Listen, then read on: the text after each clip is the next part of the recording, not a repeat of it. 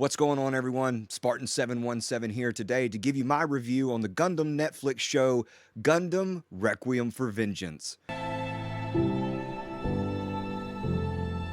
We will go over the story and the visuals, and we're going to find out, is it any good? Let's dive in. We follow a group of mobile suit pilots named the Red Wolves. They've been tasked with defending the European front lines from the Earth Federation forces. Everything is going well until the Gundam shows up and starts taking out squad members left and right. Guess who? What remains of the Red Wolves end up leaving and heading for safety. They end up at a place where they are taking war-damaged Zaku's and redistributing the salvageable parts into the war effort. Ira has a vision where the Gundam comes and attacks the recycling center. So they devise a plan where they build 2 Zaku's out of all the scraps that they have at the recycling center. And of course, the Gundam shows up, but this time, it brought a friend. Prepare for trouble!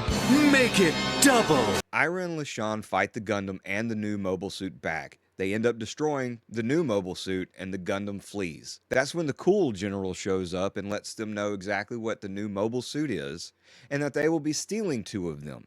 Once they've infiltrated the enemy base, we find out who the Gundam pilot is, and we also find out that Ira and the Gundam pilot are both new types with psychic abilities. The mission goes south, of course, and the remaining member of Red Wolves retreats back to safety. The show climaxes with a desperate escape to get back into space.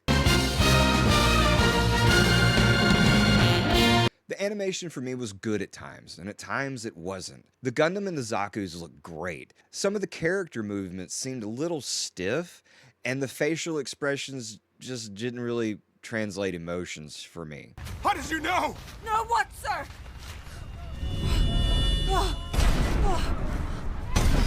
I felt like the voice acting was good, and after the first episode, the story started to pick up enough to where I didn't feel like I could get distracted. I wanted to be invested in the show. I've seen some takes on what the Gundam looks like and how some people don't seem to be happy about it.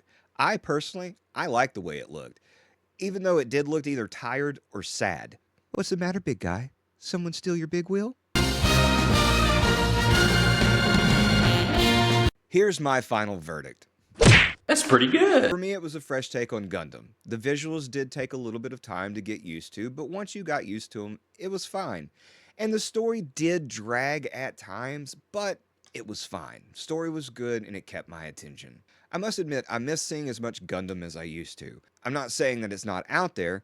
I'm just saying I've gotten older and I don't see it as prominently as I used to. I can remember coming home and watching Gundam Wing or Gundam Fighter G. Plus, when people piss me off, I too like to give them the shining finger. His hand of mine glows with an awesome power! Its burning grip tells me to defeat you! Don't like the rating I gave it? Felt like I was too harsh on it? Go watch it. Tell me what you think in the comments. Until next time.